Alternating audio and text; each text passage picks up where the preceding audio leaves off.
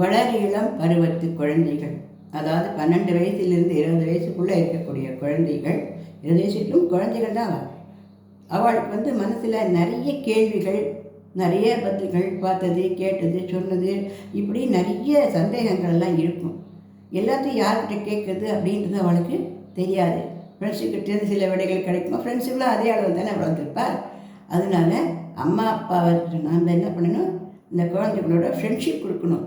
அந்த குழந்தைகளோட என்னடா காலேஜ் போனியா, ஸ்கூல் போனியா, என்னம்மா என்ன நீ போயிட்டு வந்தியா, என்ன பண்ணேன், என்ன இன்றைக்கி காலேஜில் நடந்தது, என்ன படித்த, என்ன கொண்டேன், நான் சின்ன குழந்தை அனுப்பி என்ன பண்ண, நீ எனக்கு செல்லம் தானே, நீ எவ்வளோ பெரியவளானாலும் பெரியவளானே எனக்கு நீ செல்லம் தான்.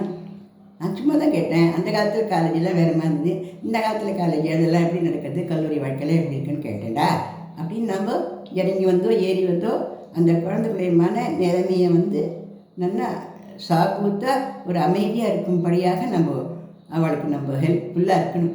இந்த குழந்தைகளோட நிறைய பேசணும், அந்த குழந்தைகளோட நிறைய விளையாடணும். அவளுக்கு நிறைய விளையாட்டுக்கு நிறைய ஏற்பாடுகள் பண்ணி கொடுக்கணும்.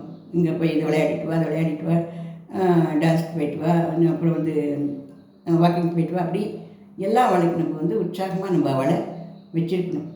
அவள் ஏதாவது கோபமான வார்த்தைகளோ இல்லை இடகுணமான பேச்சுக்களை சொன்னால் கூட நம்ம அவள் சொல்கிறாளே இனிமேல் இது கூட பார்க்கக்கூடாது, ரொம்ப பெரிய மனுஷன் ஆகிட்டு பாருங்க, பெரிய மனுஷன் ஆகிட்டே படி வளைய அப்படி சொல்லக்கூடாது.